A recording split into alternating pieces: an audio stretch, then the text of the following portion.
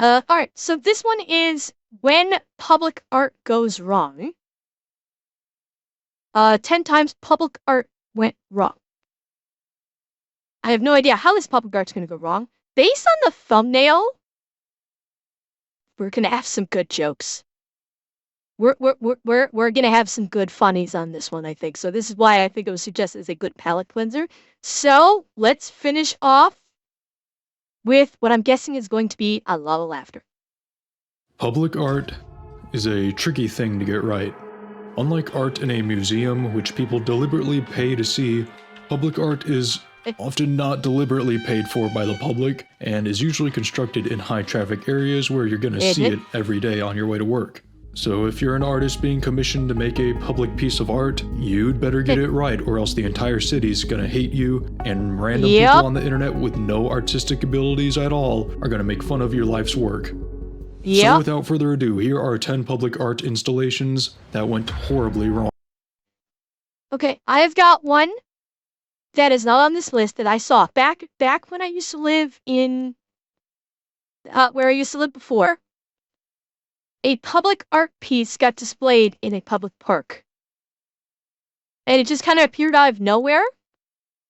It was literally a giant dead crow laying on the grass in a public park. And by a giant, I mean this thing had something like a 20 or 30 foot wingspan.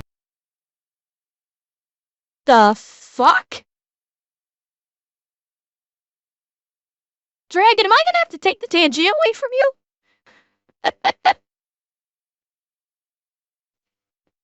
So, yeah, this was like a public art piece that was commissioned by the city that was a giant dead crow with something like a 20 to 30 foot wingspan laying on the grass in a public park.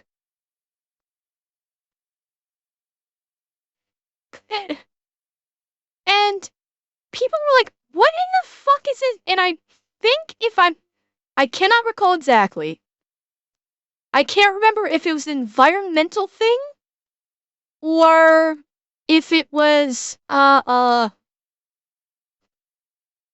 if it was an environmental thing or if it was like a protest thing regarding First Nations people. But it was like haha, Batwolf. Like that is one instance like I think the art, if memory serves, the city took a lot of shit for it because it was ugly as sin and it was just like a dead crow, a giant dead crow in the public park. And I'm pretty sure the city took a lot of shit for it. And Rumpy, thank you for gifting 3 months of tier 1. Thank you so much. Wrong. Number 10. Traveling light. Our journey begins in Calgary, Alberta, Canada, or just off an overpass you can find this big blue thing right here. Designed by the Injisi Day Art Collective, Traveling Light is a big blue steel ring with a traffic light stuck on top of it. It measures about 55 feet tall and across and boasts a whopping 2.3 stars on Google reviews. Yeah, when this thing was first installed, the people of Calgary were not super happy. Not only because the art here is abstract and odd, but mostly because the art here cost $471,000. Holy fuck! Jesus! For a street light that's a fucking blue sonic ring. The people did Grey Matter. This was funded by the city. So this came out of taxpayer dollars. What the fuck? Now, bearing in mind this is Alberta, so this is oil country. So the city. Thank you, Phantom. Thank you so much for 10 gifted.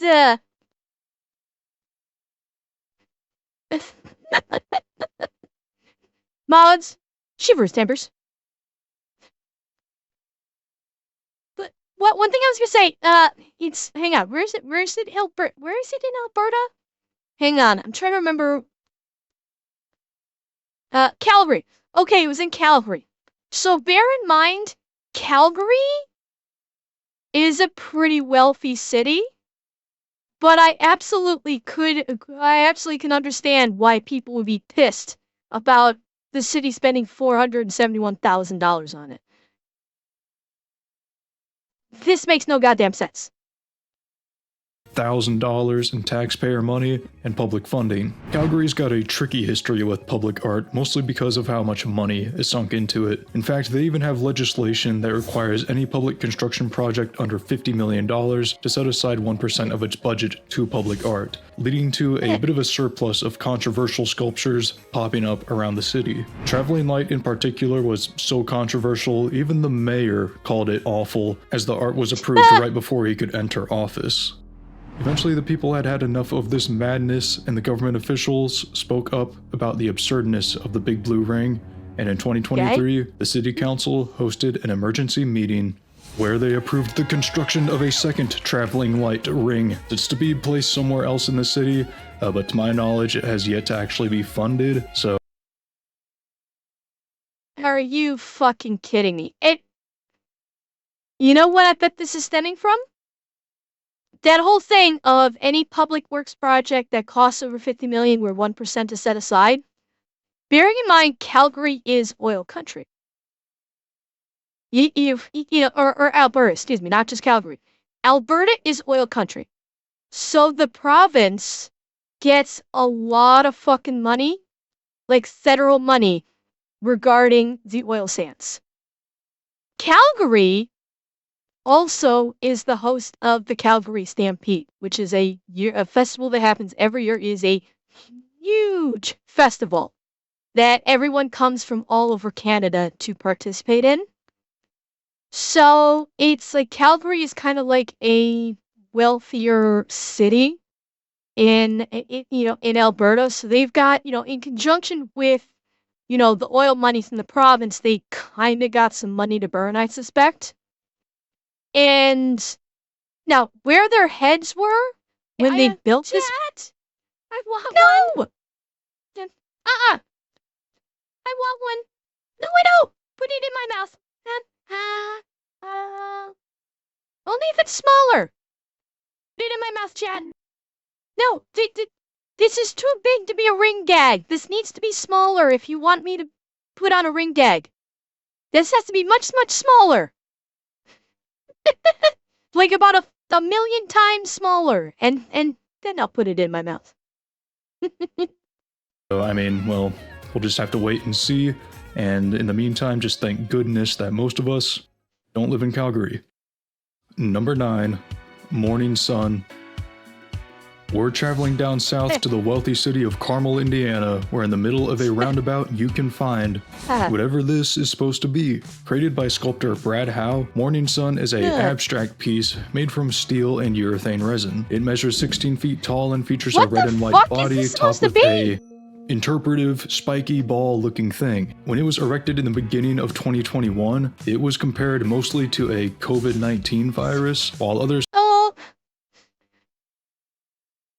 This went up in 2021. Oh god, yeah. I could see people if this was built in 2021, I absolutely can see people equating this to a model of the COVID. And my guess is all you guys saying it looks like a scrote. That may come up next in the description that he gives. Saw it as a big, fat, round, hairy, kiwi fruit, of course. Which makes no sense because kiwis aren't even grown in Indiana. Actually, a kiwi is just what I see. Most people just call the statue Hairy Ball. Costing a modest $209,000, Morning Sun is just one of 17 sculptures that have been built in Carmel roundabouts, together costing over $5 million in taxpayer dollars. But despite the high price tags, none of these sculptures really faced any backlash. Besides this one, not only was it expensive and not super appealing to most, but it was okay, the other sculptures that they just presented here are nice. That is a very nice sculpture. I like that. That's nice. This one is cute. I like that one. It's clearly baseball. I like that one. That's nice. And this one here, the fairy tree. That's a very nice sculpture. That's why no one has a problem with them. These are nice sculptures. These are lovely pieces of art. Besides this one. This one looks like someone's someone's literally tripping balls on acid. Shadows, he was doing that for the sake of the channel, it doesn't actually think it's a kiwi fruit. Because if you notice, he said that, right after that, he said that most people say it looks like hairy balls. He was probably trying to keep his channel from being demonetized. Yeah, honestly, this looks like, it looks like the artist was like tripping on acid, and I think it almost seems like this is supposed to be a person. It almost feels like he was trying to create some kind of a fucked up version of a person. The title of the art piece is like Morning Star or something like that. But yeah, exactly. It looks like they were trying to make a person if you saw this person while you were tripping balls on acid. Not only was it expensive and not super appealing to most, but it was constructed right outside of a brand new luxury apartment complex. In fact, a close friend of mine actually lived in one of these street view units at the time it was constructed, and it had a perfect view of the sculpture. Here you're seeing some of my own boots on the ground coverage. Oh god. Facing scrutiny, it was debated whether the sculpture should stay or not, and in late 2022, at the cost of an Okay, chat, am I crazy? Watch when he goes by the roundabout. Doesn't it look like the head is following you? Watch when he goes around the roundabout. It's tough to see because the camera's a bit shaky, and he's trying to drive at the same time. It looks like the head is following you as you go through the roundabout. Facing scrutiny, it was debated whether the sculpture should stay or not, and in late 2022, at the cost. Did it not look like the head was following you? It 100% looked like the head was following you. That's fucking creepy. At the cost of an additional $50,000, the sculpture was eventually moved to a different roundabout 2 miles north, where it sits closer to 2 roundabouts that also feature some of Brad Howe's sculptures. Number 8. Talis Dome.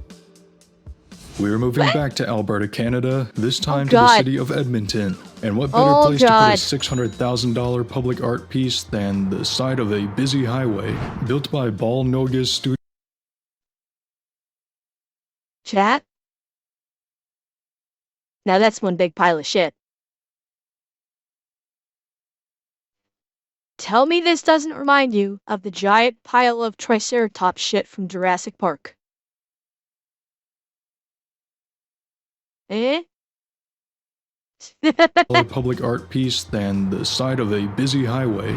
Built by Ball Nogas Studio in 2011, Talis Dome is a welded pile of nearly 1,000 stainless steel spheres. This sculpture has been mocked constantly throughout its 14-year existence. It's of course scrutinized for its expensive construction cost, but also for the fact that no one seems to know what it's supposed to be. Some people think it's a stack of marbles, while others see a giant pile of rabbit droppings that have been spray painted, as if everything in Edmonton needs to be chrome. In reality, Talis Dome derives its name from talus slopes, which are a geological formation. They are these piles of eroded rock that used to exist in the same spot as the sculpture before the highway was constructed here. It's surprising that this sculpture itself hasn't been eroded away by vandals, because it has been vandalized on 3 separate occasions so far with varying degrees of damage. But probably the best story surrounding the Talis Dome occurred in 2023 when a full-grown 26-year-old man tried to climb the Talis Dome, slipped in between the spheres, and became trapped inside. No. Some dude is stuck inside the Talis balls. Look at this. It's gotta be a fate worse than— Oh my god, he actually do— How the fuck did he get in there? Are the gaps really that big? I guess they are. They look like they were much more tight together. I guess maybe on the backside they have bigger gaps. Okay, that's funny. Oh, Seb, I bet there are. Not just animal nests, but insect nests. I can imagine there is this would be a great place for bees and wasps to build their nests. Mm-hmm. Yeah, Alistair. You're not entirely wrong. It's gotta be a fate worse than death, being stuck in the balls like that one scene from The Incredibles, but luckily the fire department was called and the man was saved. And promptly fined $5,000 in criminal negligence charges in addition to the cost to repair the sculpture from the damage caused by the rescue. Oh, and I have a feeling that wasn't cheap either. Number 7. Did he say how much it cost? Wait, there it is. 600,000 for that. For a bunch of chrome balls welded together, that cost $600,000. That is fucking insane. Tomato, that's 2 houses. That 600. Merlin. I'm going on the assumption it's Canadian. I am going to go on the assumption that it's in Canadian. Blasted out the ass of the table. It completely blew its ass out.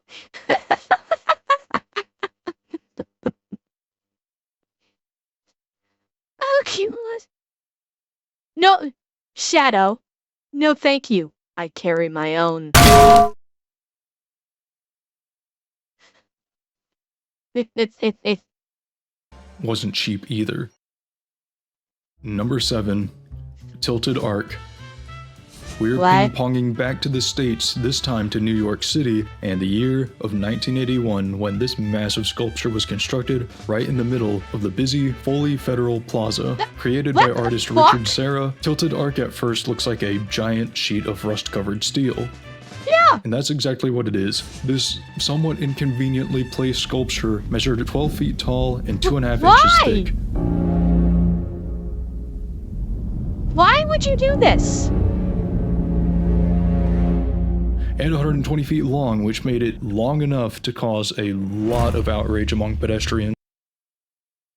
Why in the holiest of fucks would you stick a giant slab of rusted metal in the middle of a public park?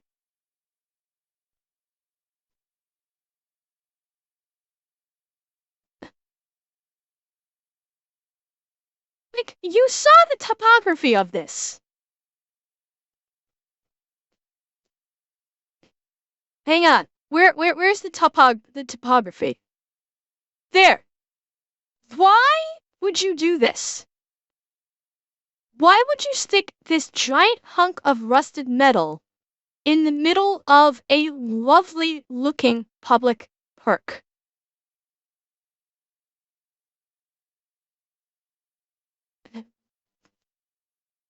It's gotta be something.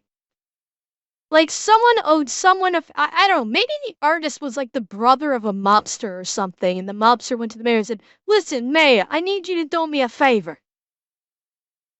Long enough to cause a lot of outrage among pedestrians. With a construction cost of $175,000, about $600,000 in today's money, the Tilted Arc was seen as an expensive eyesore and a massive inconvenience to the large plaza. Locals claim the sculpture made the plaza feel much more cold and closed off than it used to. It supposedly made the location feel less social and heavily impeded foot traffic as people had to make their long way around it to navigate across the plaza. Many discussions were had and trials were held, with folks lobbying to have the sculpture removed. However, Richard Serra... When was this? God, was this like back in the 80s? 81. So this was even before New York got fancy. Like with modern times. This was back this is back when New Yorkers were assholes. I'm honestly amazed that, New Yorkers didn't try to, New Yorkers themselves didn't say fuck it and try to take this thing down. No, but Zeb, I mean, actually, for, public art, a bunch of them, okay, you know what I mean. You know what I mean. Now they're assholes in a different direction. That's what I mean. Along with many art lovers, all shamed those who wanted to take it down. They particularly shamed the government, as it was the government who commissioned Sarah to build the Ark in the first place, and the Ark was promised to be a permanent display. And because it was so large... That's what I'm talking about, Revan. That's what I'm talking about, is that they're too soft to be assholes now. To be that guy being in the 80s only proves it. Huh? Well, Andrea... Oh, excuse me. I'm not sure what you mean. By, he was trying to be that guy? I don't know. I'm just surprised someone, some disgruntled person that had access to, a backhoe or, a cement roll, an ash, what's the vehicle?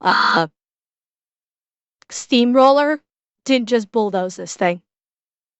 Ark in the first place, and the Ark was promised to be a permanent display, and because it was so large and heavy, to remove it would mean destroying it. It was eventually ruled that because the art was funded by the government, it was thus owned by the government, and it was the government's decision to destroy it 8 years after its construction. Yes, to the joy of many, but to the dismay of many others, including Richard Serra. And although Serra just recently passed away in 2024, many of his works and sculptures still exist. Many very similar... Okay, now, this is interesting. These pieces are actually interesting. I like these. These are actually kind of cool. What he put in that park was fucking lazy. Yeah, clearly he's a fan of using rusted metal. But these pieces are kind of interesting. If he had done circles like this in the park, or even a smaller wave like this, that might have been okay. But he just basically put up a rusty wall in the middle of a park. Stupid. Well, I'm guessing it's probably true. My guess is that the metal was probably treated. I might surmise that even... Yes, I know. The sheer scope here. Yeah, this is a regular person in size comparison to these pieces. Oh yeah, they are very large and very heavy. And yes, well, okay. No, New York's taxpayers only paid for the one piece, not these. This, I think, is just is his gallery. So I don't think anybody's purchased his artwork. He just has a gallery that people can come and look. Many very similar to, but much less controversial than his tilted Revan, Ark. this dude is dead. This artist has passed away. He is no longer with us. So he kind of did quit art. Yeah. Number 6, The Embrace. Oh, We're staying God. on the East Coast, but moving to Boston, Massachusetts, where in 2023, this massive bronze sculpture was erected. What the fuck is this? Why am I seeing disembodied hands gripping disembodied asses? This looks like someone has shoved their head up their own ass. That is what this looks like.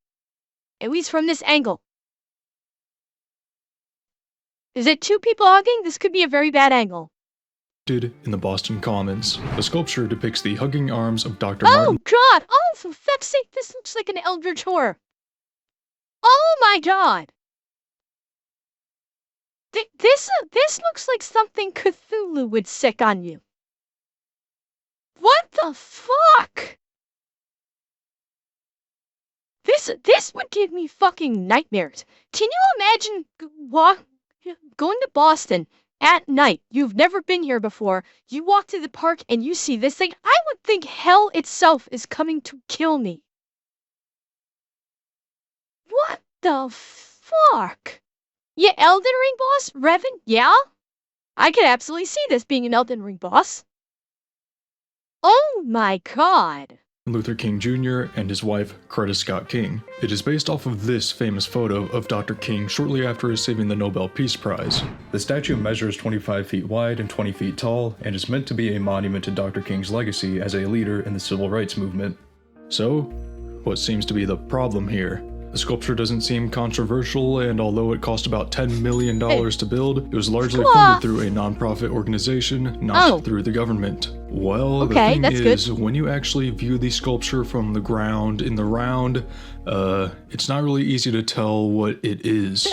In fact, because the sculpture features no faces or obvious hints as to what it's supposed to represent, many people who saw the sculpture for the first time saw a variety of different things from different angles. It's not the missing heads that's the atrocity, although people glam onto that.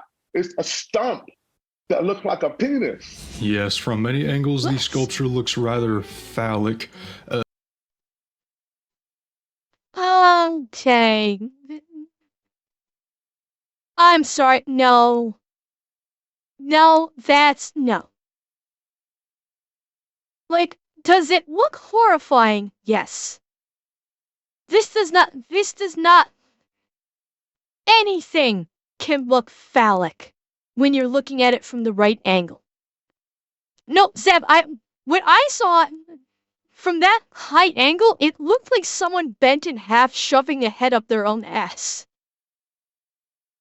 But again, that's kind of my point.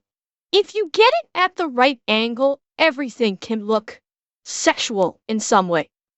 You get it at the perfect angle, yes. If you squint your eyes a little bit, yes, this can look like a dick. Kinda. You're gonna get that with anything.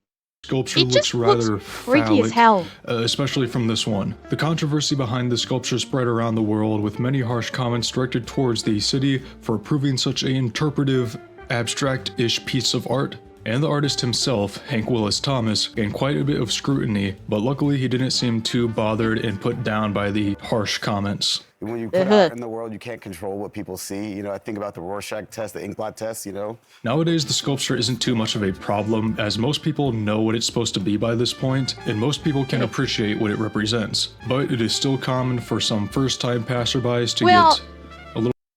But Revan, that is not how an artiste does things. Alex, I'm gonna say no. Because the bean is not considered being public art that went wrong. People, from the moment the bean went up, people I think loved the bean.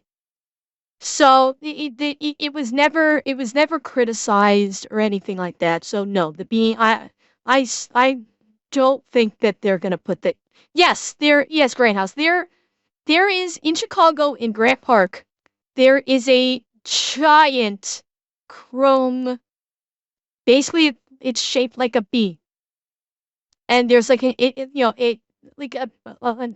bean with the arch, and you can actually walk through the arch and look up into the bean, and it's like it is chrome, so it's completely reflective. It's actually a very popular tourist attraction. People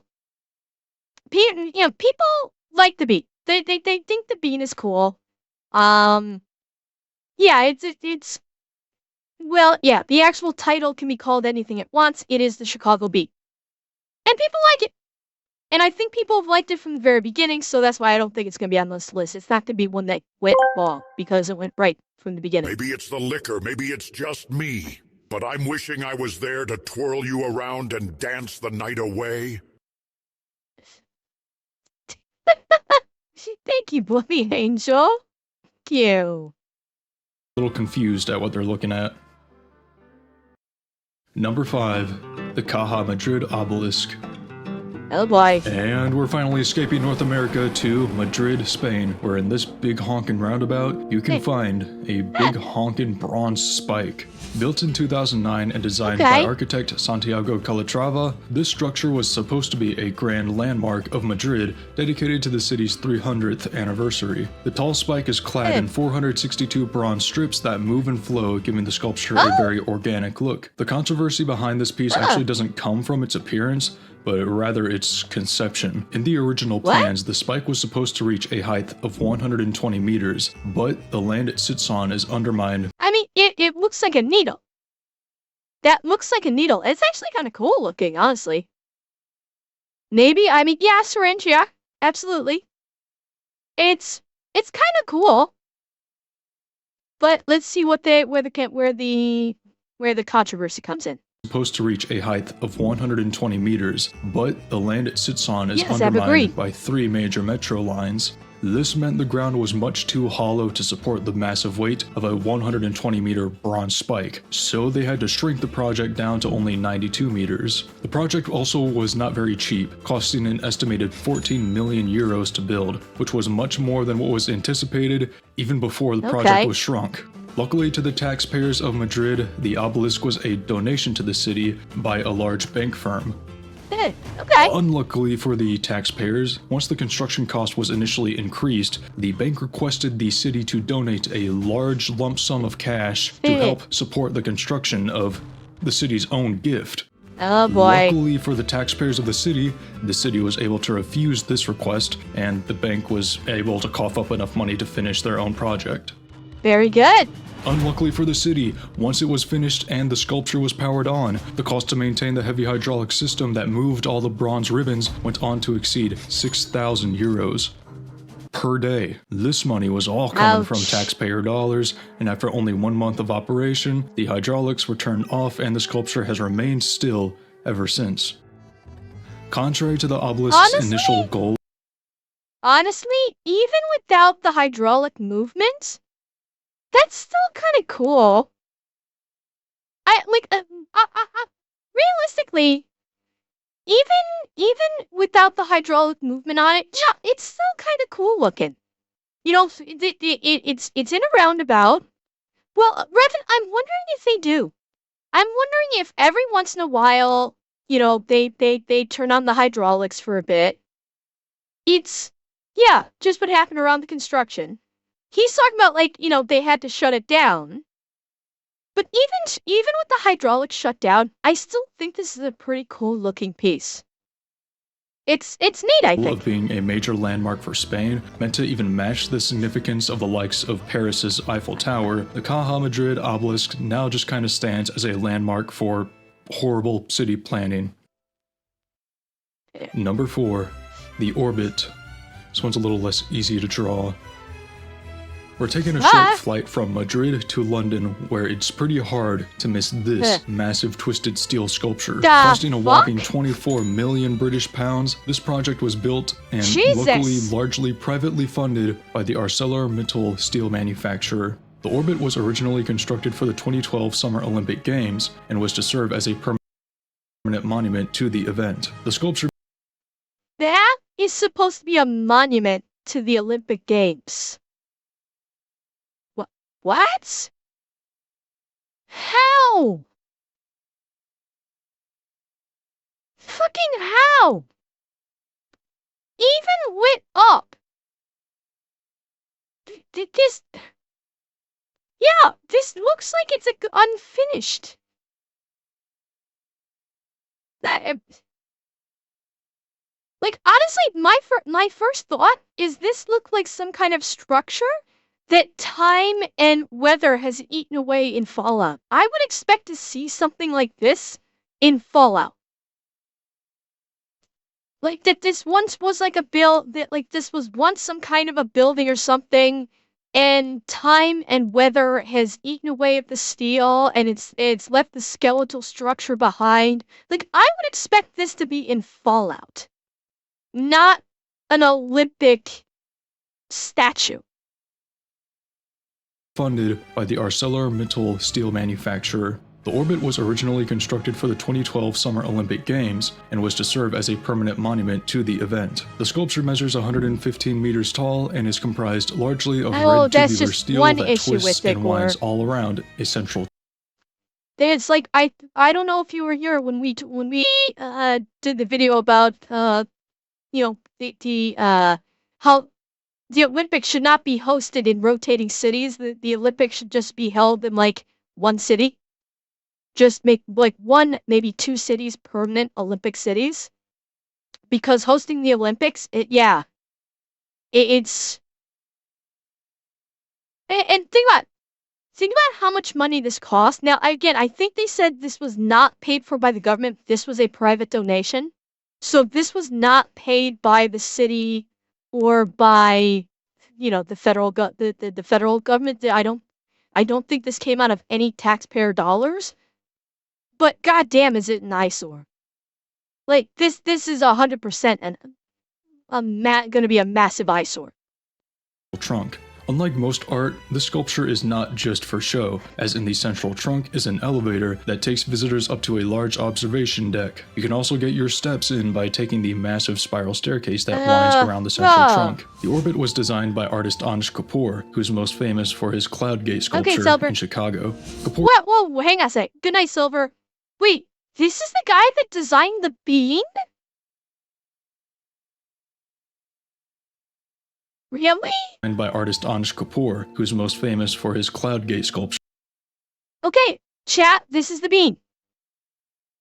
This is the Chicago bean. So you can see it's a very large chrome bean with the arch that you can walk up, walk under, and look at your reflection. It's very popular. People in Chicago like it. They think it's pretty cool. So, I mean, the bean was in this video, just not the way you thought. Good night, Dench. In Chicago. Kapoor is known for making very abstract art, and because the orbit was no exception, when it was finally unveiled to the world, most people were a bit confused as to what it was supposed to be.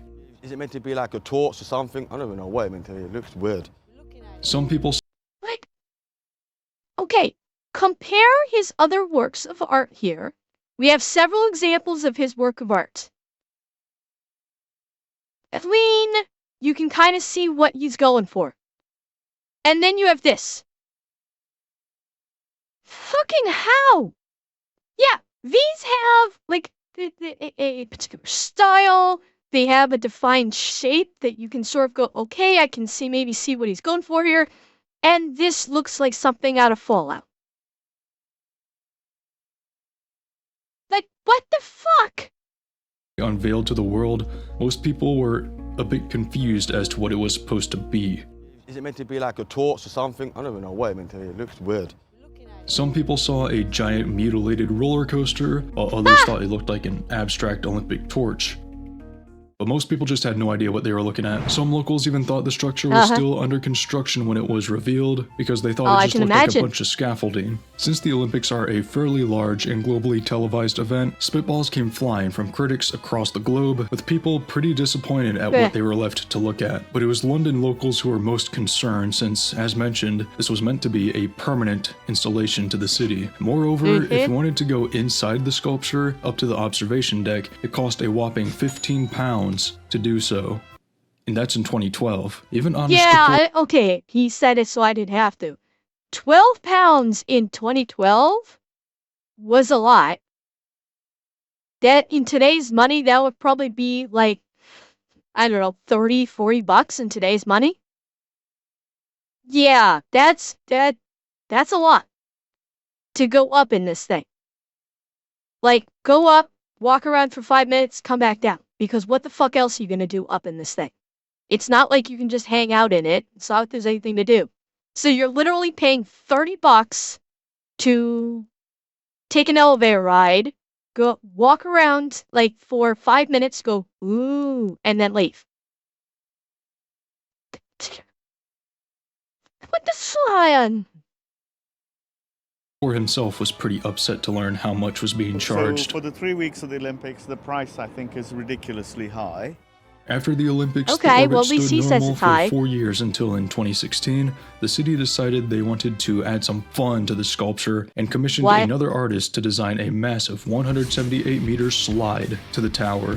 Okay, now we're talking. This helped the orbit kind of ascend from the level of an abstract sculpture to a genuine tourist attraction. The slide was met with positive feedback, and today, the prices to visit are even lower than they once were when the tower first opened, now at just £7 to go up into the observation deck and £14 to also go down the slide, and a £5 Okay. booking fee for every order. Oh, God. Okay, so it's still a little bit priced, but that is taking lemons and making lemonade out of them. So, yeah. That's kind of based. Yes, you have to pay to go down the slide. So you're taking the elevator for £7 and you're going down the slide for 14. But that's a hell of a slide.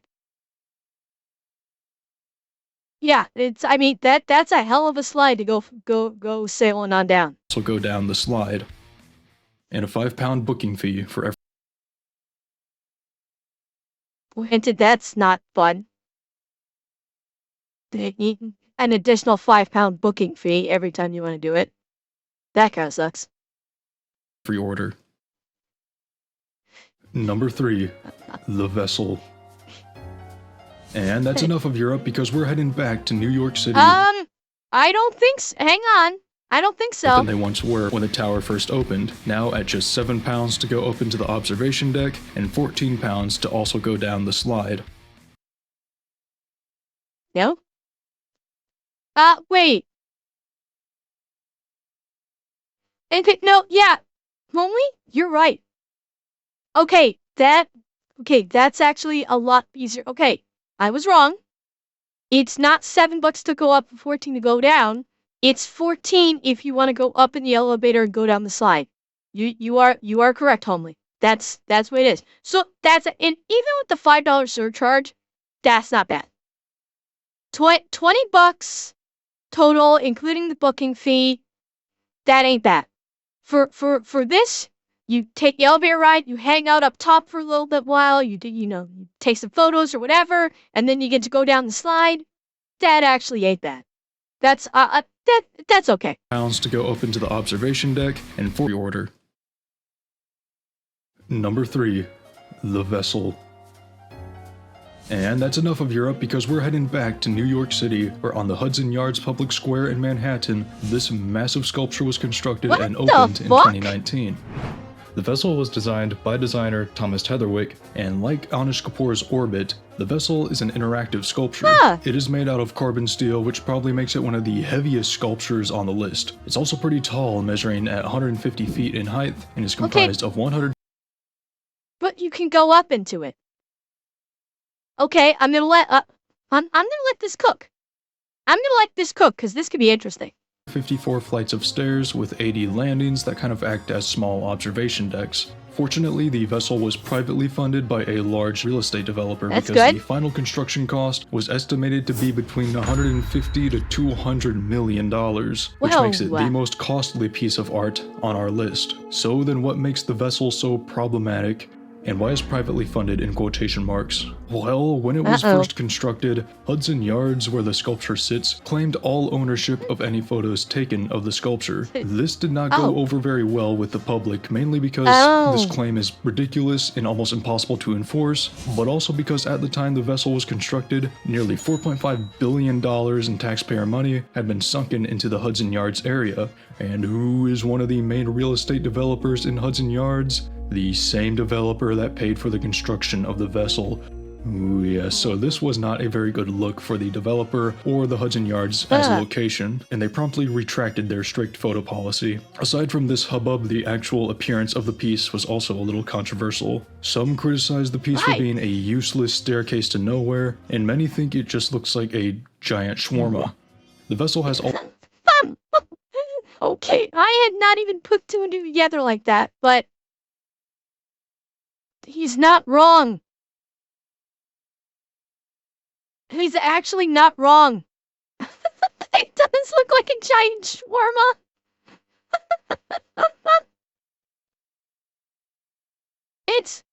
Now, hang on. I want to see. Hang on. Let me see his position here. I mean, it does give you. You can get a pretty good view out on the bay. And then let me find. Hang on. Okay, here we go. Like it's not. It's between a bunch of skyscrapers, so it's not like it's blocking a view of anything. And you go up into it, you're getting a good view of the Hudson Bay. So my guess is the big problem people had was indeed the money part of it. Giant shawarma. The vessel has also been there's an slated as elevator. not being very There's an wheelchair elevator, Merlin. accessible. In fact, the Wait. vessel has also been slated as not being very wheelchair accessible. In fact, most staircases aren't, according to my research. Although it does feature a single glass elevator that can take guests up to the top observation deck, it's a pretty slow and low capacity ride for an area as busy as New York City. Okay. And if you want to go to the top level of the structure today, you can't because it is closed off to the public. Why? Well, Suicides? that's why. Yeah. Within just 18 months of opening, 3 people. Yeah, I could have called this one. Yeah. God. Look at how many. February 2020, December 2020, January 2021. Like 3 of them in a 1-year stretch. Wow. Now, granted, closing the top level is not going to change things because you don't think someone can't do that from the second level? The second to top level? The third to top level? They close all that. I thought he said you just can't go to the top. He was just talking about you can't go to the top level. If you want to go to the top level of the structure today, you can't because it is closed off to the public.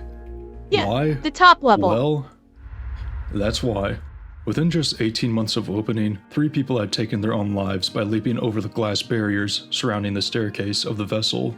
This forced the closure of the structure until a solution to the problem was found and put in place in the form of a net that surrounds all accessible areas. Oh, okay. They did say they closed. Wait, no, hang on. The top level remained closed as netting could not be put around the whole area. Yeah, top level. This netting So proved top level. not to be a very effective solution, as when the vessel was reopened, a 14-year-old boy managed to bypass the safety nets and another life was lost.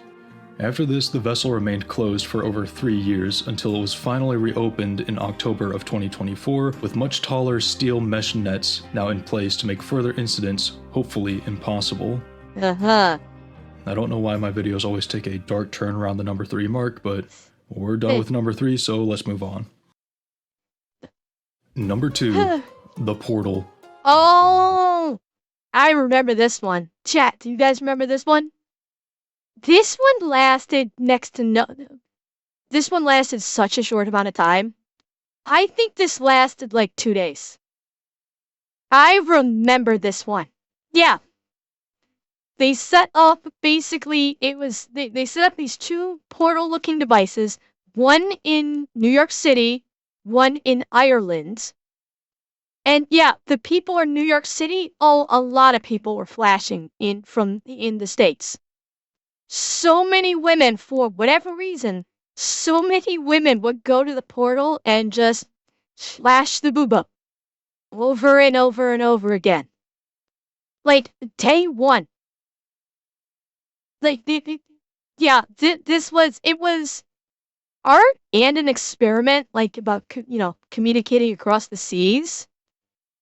Well, I mean, Dragon Rider, you have to remember, families were bringing their small children to see this. So imagine bringing, like, your 8 or 9-year-old child, and then some woman in America walks up in front of the camera and just pulls her shirt up and flashes her tits at you. I mean...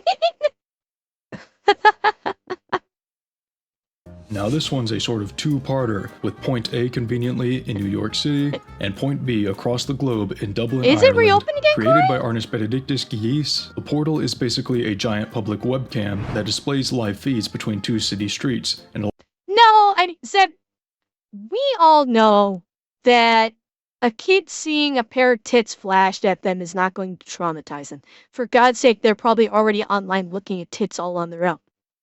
But you have to remember, it's for Ireland, they probably don't care. In America, it's different. America, it was probably America that was more concerned about being decency than the Ireland side. It allows people to interact with each other from across the world. One side of the portal was placed on a busy pedestrian street in Manhattan, and the other in a comparative spot in central Dublin. Yes, it is. The New York to Dublin portal was actually a successor to an already existing portal that the artists had already built, connecting the cities of Vilnius, Lithuania, and Lublin, Poland. So if the first portal worked so well, then what could go wrong with a portal? What could go wrong? Your first portal was in Lithuania and Poland. Your second portal was in Ireland and New York. Let us not forget what Ireland is very famous for, and no, I'm not talking about a certain organization. I'm talking about the alcohol. And it's New York. Do I really need to fucking say anything else other than it's fucking New York? Portal between New York City and Dublin. Now, passerbys in both countries actually loved their new art installation and begun sharing their love for each other through the portal. But of course, before very much time, there were a few whippersnappers that stepped in and just had to ruin the fun for everyone. Both sides of the portal had people exposing themselves to the poor, unsuspecting souls across the world. You had everything from an OnlyFans model exposing herself to Dubliners flashing photos of 9/11 to New York. Oh, shit. I did hear about this one. Holy fuck. Yeah. I didn't think that Dubliners would go this hard. Yeah, the Irish are fucking hell. I didn't think the Irish would get this nasty. This fast. Holy shit. Yeah, I can, you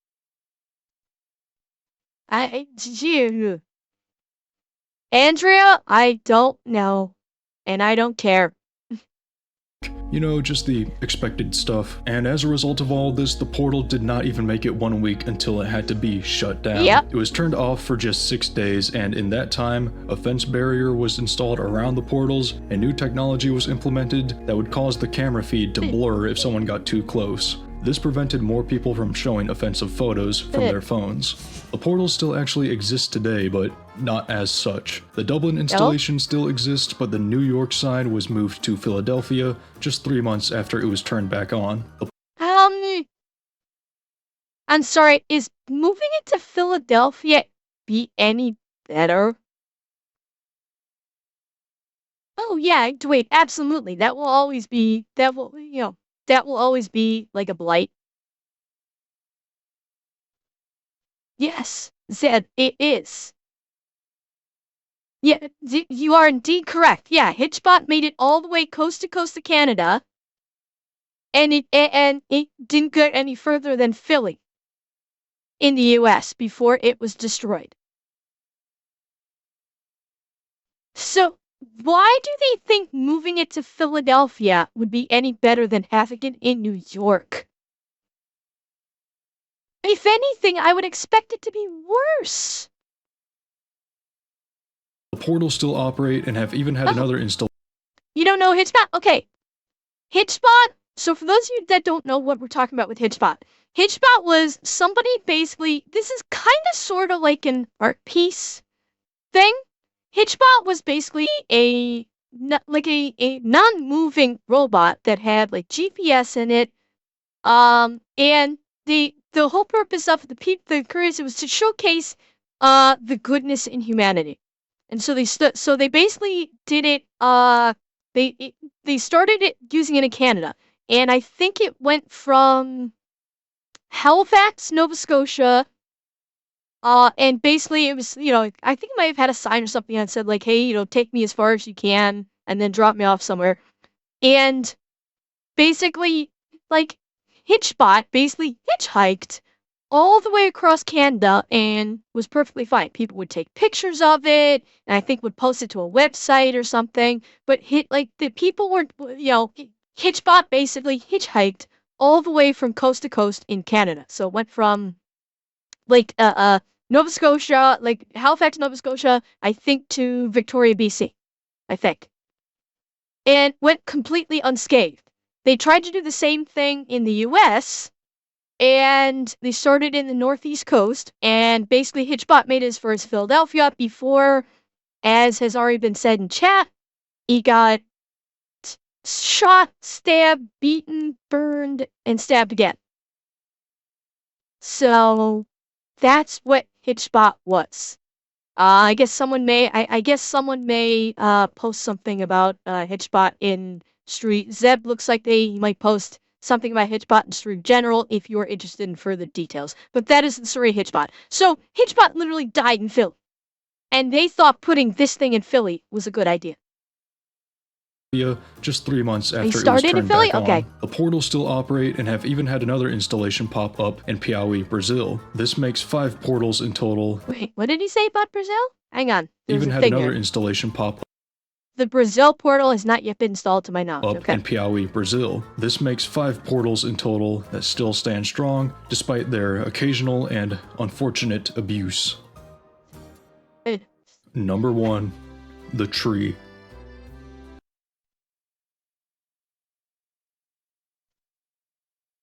I wonder where this one's going. Chat.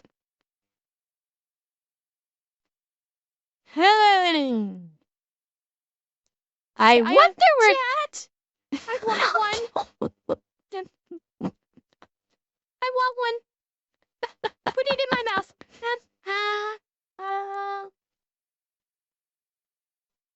Put it in my mouth, chat.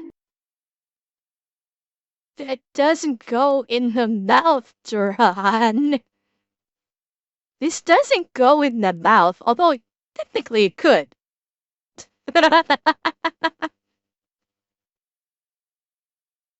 I hate Gore. I'm not the one that popped that Tangia up. That was not me. You can't say that you don't put the fingers at me. I didn't put that Tangia up for this. Our artistic journey comes to an end in Paris, France, where in October of 2014, for a brief time, if you were lucky, you could have been walking around the streets of Paris and could have seen this. Oh god, it's worse than that.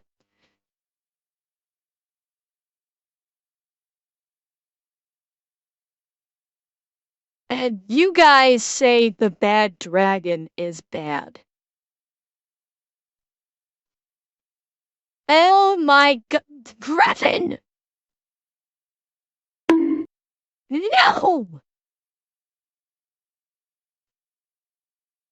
I do not want the Titan-sized butt plug shoved up my ass, thank you very much.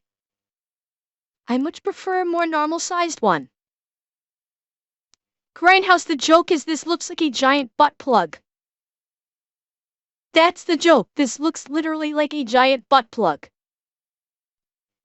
Exactly like a butt plug. Saba. Steel pipe for you on that one.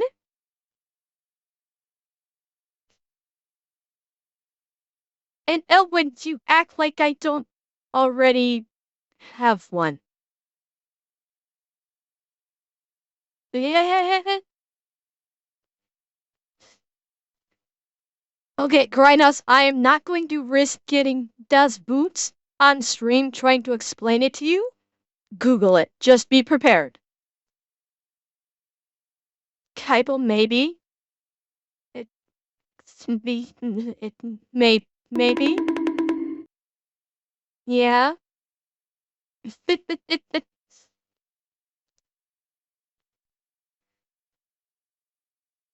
I know. I'm saying, how do you know I don't already have one. Like two.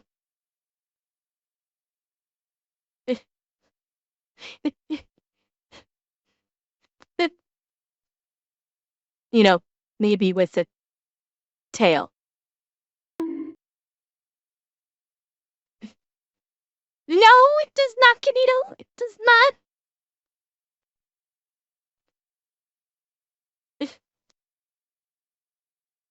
It is a giant 24-meter tall inflatable structure that is supposed to look like a giant Christmas tree.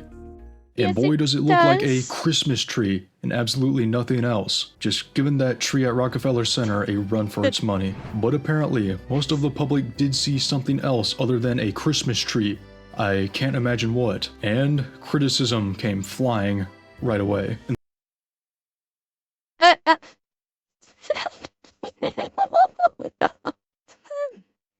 Paris asked the artist for a Christmas tree. He gave them a giant butt plug instead.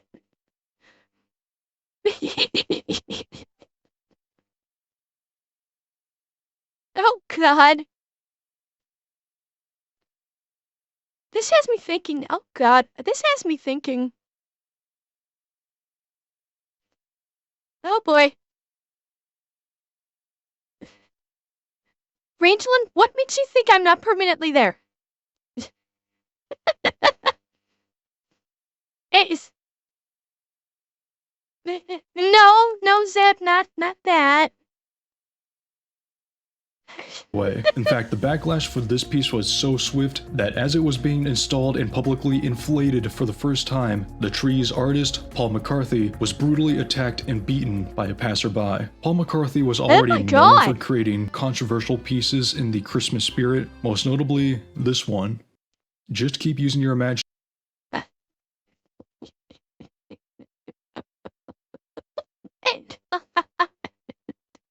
Oh my God, you cannot be serious.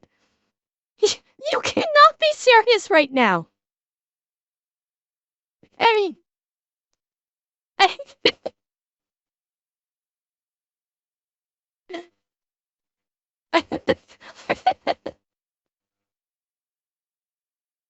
can't decide. Okay, I can't decide if this is a dildo or anal beads. I can't decide. It does have a handle on it, so I'll go with the former. Also possible that, yes, certainly possible.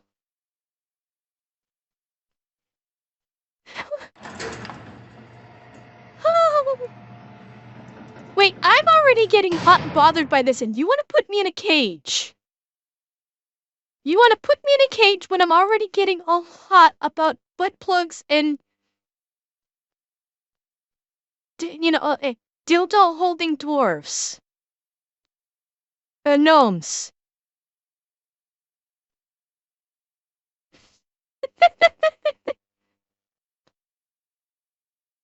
And shadows, why not both? As long as they were downsized. I don't want them at their current sizes. That would kill me. Maybe downsized. No, normal size. Normal. I'd be okay with it. At normal size.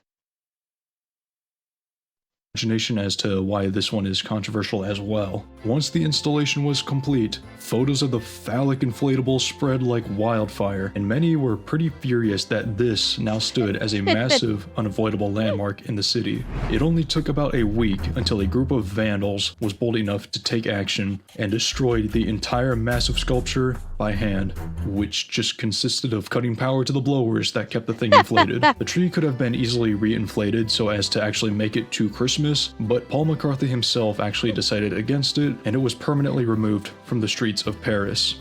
Good. So in the end, most of the city and the world hated the sculpture. Not everyone. Some people wanted it to stay. Yes. Dude, I'm sorry. No. Like, no, that's not even a good forced perspective shot. It doesn't work. Yes, Allison. Yes, Alistair. Okay, no, Seb? No. I do not wish to catch a ban. Quick, someone get the shrink ray. But most people hated it, and it was quickly removed with consent from the artist. So did anything good come of the tree? Well, a couple local specialty shops did see a massive increase in sales of one particular item. What are they called? Oh yeah, butt plug. So there's my list here. If I sound a little different, it's because I've contracted the flu whilst editing this video. But that's besides the point. There are hundreds and possibly thousands of other controversial art pieces out there in the world. And if you want to learn about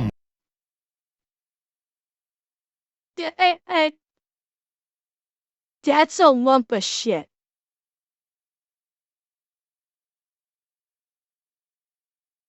That's literally a lump of shit.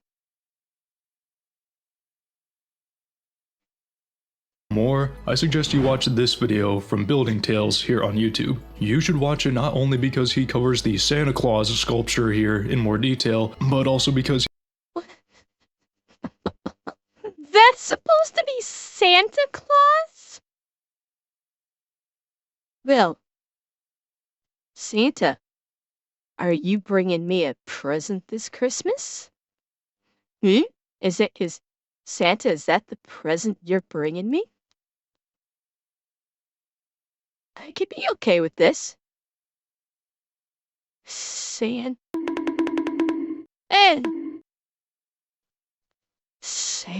baby, won't you shimmy down my old me?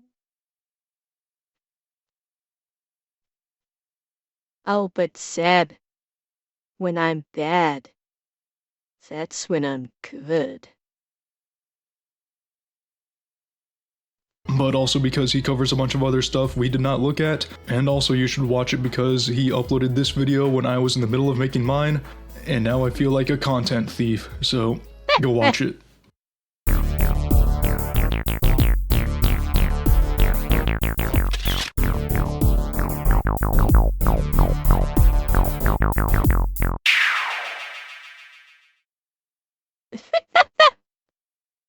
Well, that was certainly interesting.